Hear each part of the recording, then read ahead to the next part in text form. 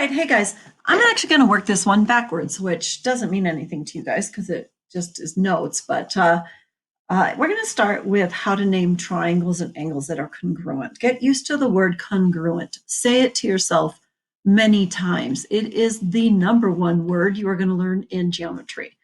And say it, congruent, congruent, okay? It means the same size.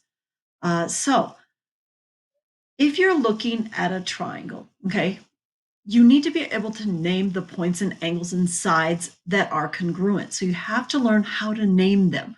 Well, the thing with a triangle is that certain ones correspond to others, like certain points correspond, and you need to make sure you're naming the correct points. In other words, see, it says the triangles below are congruent and their corresponding parts are marked. Okay, so for example, look at C. The angle C is congruent to angle X. Okay, so it's basically like they took this triangle and they rotated it 90 degrees to make it look like that triangle. Okay, they're not in the same orientation. Some of you guys might do better if you rewrite the first one in the correct orientation.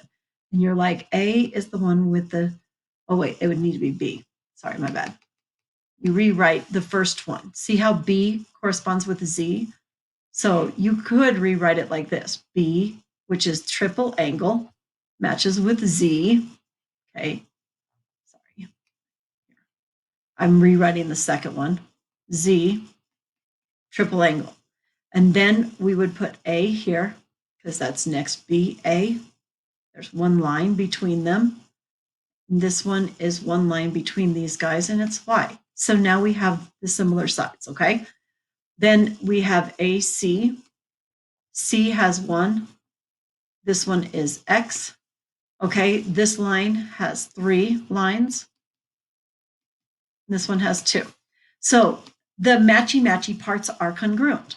So angle A is congruent to angle X. Now you did not have to answer, you did not have to rotate. If you're like me, I don't have a problem with these ones. I don't know why my brain does okay with this. Some people have a hard time with orientation, so they rewrite it like this. I just look for the matchy-matchy parts. So like A has 2 arcs. A isn't with X. Did I say X? I'm a goofball. A is not with X. A is with Y. I sure hope you guys caught that. Okay, so I look for 2. I don't even know why I said that. Oh, because I thought that looked like a Y, a X. It's a Y. Okay, see, this is my problem. Right neater, Miss Baca. Okay, so 2 arcs, 2 arcs. That would be Y. Angle B has 3. Angle Z has 3. Angle C has 1. Angle X has 1 arc. Segment AB. Segment AB has 1. Okay, but here's the important part. You can't just put YZ or ZY. You actually have to be careful about the order that you put. So you need to put the point that matches with A. A has 2 arcs, Y has 2 arcs. That comes first. Z has 3 and B has 3. So it's YZ. Okay, it's important that you put the correct order. This is not ZY. Okay, you have to put them in the same way they give them to you. So AC. AC goes from the double angle to the single angle, and it's got the triple mark. See? Double angle, single angle, triple mark. So we're going double angle, single angle, triple marks. Okay, YX. And you can tell because, look, you've already named the corresponding angles. We already said A is like Y. So if A comes first, Y comes first. And we said B is like Z. So Z comes second. We've already said C is like X. So X comes second. Okay. BC, I could actually just look at the angles and say, oh, okay, that means it goes from point Z to X. Okay. But I could also go BC here.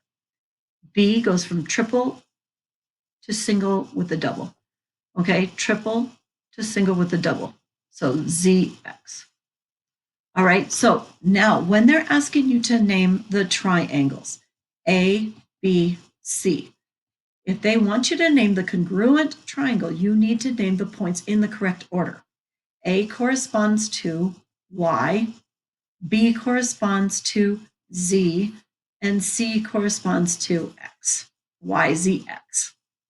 They intentionally did not put it in the correct order. Oops, I forgot the triangle symbol. Triangle ABC is congruent to triangle YZX. Purposely put it in the wrong order to challenge you to make sure that you didn't cheat. No, just kidding. Do not cheat. Just make sure you're not going, oh, alphabetical. Okay, let's try this one. Pause it if you want to try this on your own. Okay. All right, I'm going to go with green because why not? All right, did I lock everything down? If I didn't. Okay, here we go. It says name all the corresponding congruent angles and sides, and then complete the triangle congruent statement. Same thing. Corresponding means samey same. So angle A has a single line, angle Z. Angle B has a double, angle X. Angle C has a triple arc, it's like Y. AB, I could now look here and just say, oh, that's ZX. Okay, I prefer actually to look at the thing and go, okay, AB is from single to double with triple in the middle, single to double ZX. Okay, but it's up to you. AC is going to be from single to triple, from single to triple ZY. And then BC is from double to triple is XY. Okay. Again, they have orders. So triangle CBA is congruent to, so C, they're going this way. CBA, they're walking around this way.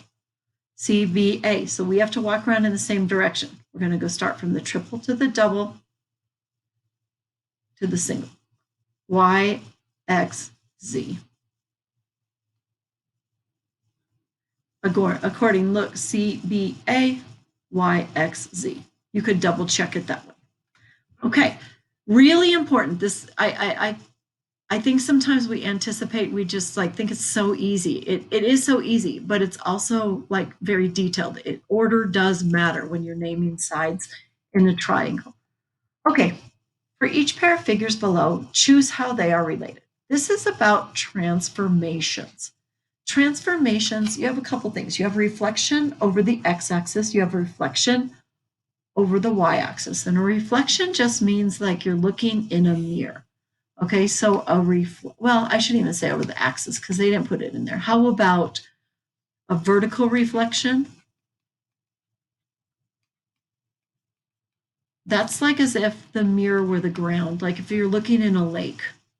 Okay, so if you're standing there and you're looking in a lake and you see yourself reflected, that is a vertical reflection. Okay, this is a vertical reflection. Okay, horizontal reflection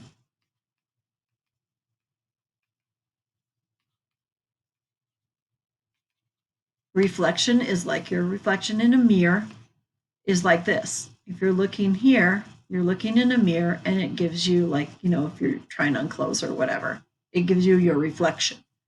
This is a reflection. Okay, a translation. A translation is literally like to translate. You might think language, okay, and that's okay because you could move a word from English to Japanese or English to Spanish or Spanish to English or whatever. But translation means to move. To translate. Trans means across. You guys, no matter what, it means across. Translate means to move from here to there. So this moved from there to there. Do you see this? This is a translation. Okay, and then the last one is a rotation. Rotation is where you grab a figure by a point, okay, and then you rotate it. So if I rotate this left or right about this point, it would look like this. Now, could I have chosen a different point? Sure, I could have rotated around this point, around this point, around this point. By the way, this is a weird thing about in English. We say rotate about, not on, not in, not at, about a point. Rotate about a point. Okay, so this one is rotation because you can see they rotated it this way or that way, whichever way you decide to look at it. And they rotated it about that point. That's called a rotation, right? So you want to try this one? You certainly can. I said back, not forward. Okay. There you go. Here's one for you to try. Pause it if you want. Here we go. This is a rotation about this point. This is a reflection. We could draw the mirror right here. This is a translation because it's just moved. And this is also a translation because it is moved. Okay. You can tell this is not a reflection because it's not a mirror image. Reflection has a mirror image. All right, let's go back. All right, so now you're going to be looking at triangles and you're going to be having to figure out angles, and it's really fun. Okay, it's fun for me. I love this stuff. This is like puzzly, and I like puzzles. So they tell you that angle 2 is 82, and they tell you that measure of angle 4 is 62. All right. In all of these problems that you are going to be getting, you really only need to do 2 facts about triangles. And that is that all angles add up to 180.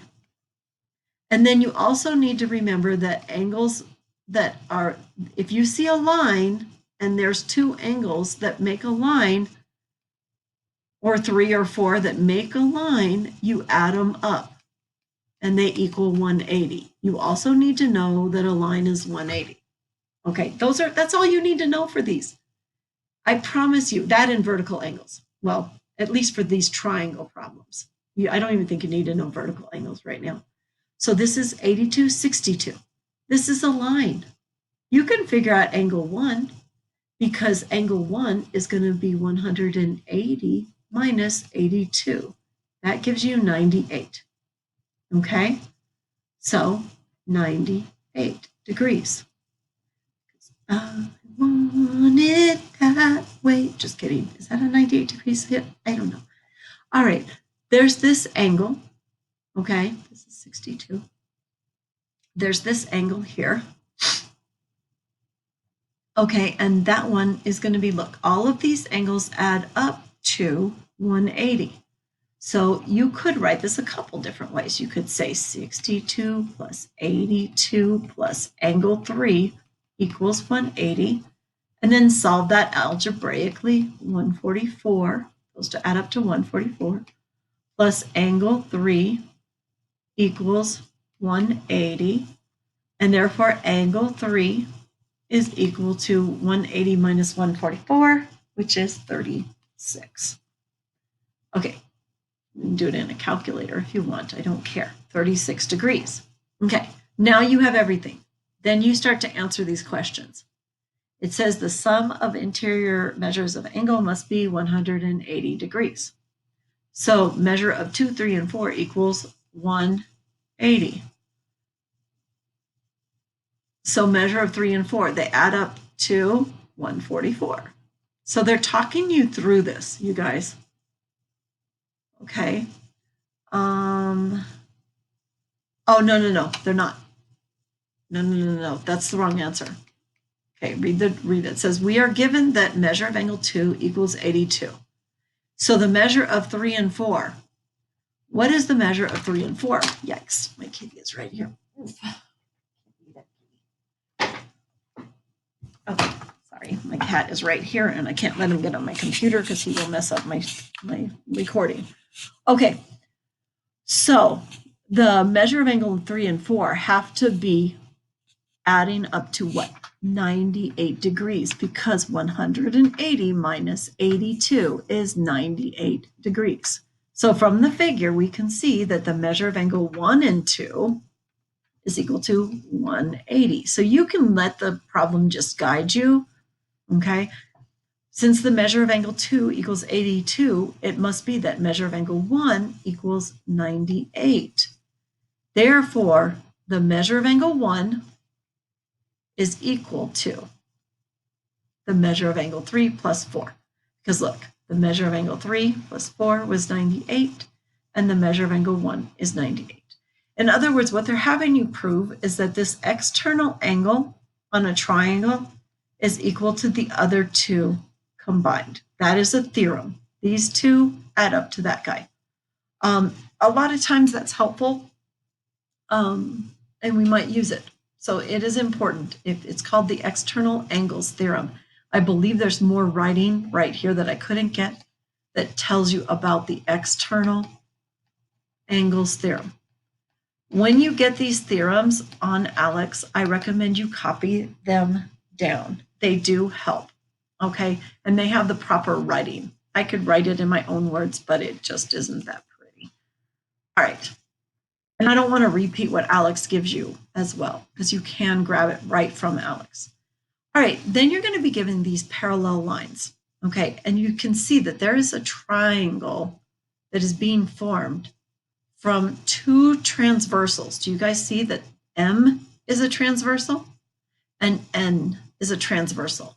These two lines are parallel, okay? So in this case, you need to remember all your parallel lines angles, things like alternate interior, alternate exterior, corresponding, and be able to identify them. That's what these are about, and that's going to help you figure out all the angles. So what I recommend you do when you get a problem from Alex, I recommend you take, watch, this is how long this takes. 9, 8, 7, 6. Okay, it doesn't even have to be pretty. I recommend, it took me 10 seconds to write this down, okay? And then I recommend you write it down on your paper and then start playing with it. So it says, suppose the measure of angle 4 is equal to 42. So this is 42 degrees, okay? Measure of angle 1 equals 57. This is 57, okay? Now they're going to start talking you through this to help you understand what you are seeing. If you can, I recommend that you try to do it without them first, okay? But if you need to, you can look. Okay, so look, it says then measure, we see that angle 2 and angle 4. How are these two related, 2 and 4? Do you see that if we ignore this part, you can cover this with your hand if you want. You can see that angle 2 and angle 4 are alternate interior angles of this transversal. So that's what that one will be, alternate interior angles. Since lines L and K are parallel, they are congruent, okay? So the measure of angle 2 is also equal to 42. So you could go over here and be like, okay, 42, 40, not 45, 42. I do that a lot. Does anybody else screw up their 2s and 5s like that? It's weird. So this is 42, okay? All right. Then it says we see that 1 and 5. What are 1 and 5? 1 and 5 are corresponding angles. Look, they're corresponding angles cut by this transversal. So if you can see that, ignore this transversal. Just pretend this one doesn't exist. And then look, this transversal is right there. There are your parallel lines. So 1 and 5 are corresponding. Since they're parallel, they are congruent. So therefore, this is equal to 57 degrees. 1 and 5 is equal to 57. Now, I don't have the rest of this, okay? But it's basically talking you through this. We could figure out this angle right here, you guys. We could figure it out because 42 plus 57 plus something equals 180. So you could just add 42 plus 57 and you would get 99. And then you would subtract that from 180 and you would get 17 minus 9 is 81. So this is 81 degrees. You could also get this angle, that's 42. How do we know? Because look, they're vertical. This one is 57. How do I know? It's either alternate interior or vertical. And this one is 81. How do I know? Vertical. Okay? What is this angle going to be? That's going to be equal to these two added together, or 180 minus 42, because this is a line. Do you see how you could get it multiple ways? All right, so whatever they're asking you, follow through with it. But all you really need to know for this is your parallel lines and vertical angles, and that triangles add up to 180. Okay, let's try the next. You can take your time and pause it. Okay, I'm going to go ahead and move it a little bigger. Okay, it says in the lines below, they're parallel. Okay, 2 is equal to 46, and 4 is equal to 30. All right, so you could start literally just writing all things down, okay, or just follow through. We see that 1 and 4. What are 1 and 4? Ignore this line, and you can see that this is a transversal, and 1 and 4 are alternate interior angles. Okay, and since lines L and K are parallel, 1 and 4 are congruent. And so the measure of angle 1 is 30 degrees. You see how they're just doing the same thing. 2 and 5, what are they? Ignore this corresponding and look at this. Ignore that transversal. My bad. Ignore this transversal, and you can see that 2 and 5 are corresponding. Okay? Are congruent, and that means the measure of angle 5 is 46. Okay, and then it says by the angle addition property, we can see that 5, 4, and 3, look, 5, 4, and 3. What do they all add up to? Look, they all add up to a line, 180 degrees. So then they're going to have you figure out what angle 3 equals. So do you see, it's just a matter of walking through this. Okay, and this is 30. All right, I'm going to let you work on that. Those are actually, in my opinion, really fun because they feel very puzzly, and it's fun to figure them out, okay? If you're not having fun, I'm sorry. You don't have to have fun to do math. It just makes it better. All right, in the triangle, suppose that the measure of angle A, okay, basically they're just telling you what's here, okay? It says we are going to write an equation to find the angle measures of a triangle given angles with variables. Basically, all you need to know is that they all add up to 180. So your equation is going to be that. I'm adding angle A plus angle C plus angle B is equal to 180. And that's it. Literally, all you have to do now is do your algebra. 11x plus 4 equals 180. Subtract 4, 176. Divide by 11 is 11 times, I don't know. Sorry, guys, I can't do this one in my head. 16. X is equal to 16. Well, they didn't ask you for X, guys. Look, they didn't ask you for X. So don't be trying to put X in there, okay? They did ask you for the measure of angle A, which is 16 plus 7, which is 23. And 6 times 16 is this one, and I believe that's 96, is C. Don't put it for B. Don't be like me and put it in the wrong place, okay? And then 4x minus 3 is 4 times 16 minus 3. That's 64 minus 3, 61. By the way, all of these should add up to 180. 3 plus 1 is 4 plus 6 is 10. 9 plus 1, the one that I carried. Okay, yep, 180. Check. Okay, this is the last problem of the notes, I believe. And again, all you're doing is adding them up. Okay, so we want the equation to find x. All we do is add these up. This is equal to 90 degrees. So 90 plus 2x plus 40 plus 3x minus 5 equals 180. Okay. By the way, you could have just used these two add up to 90.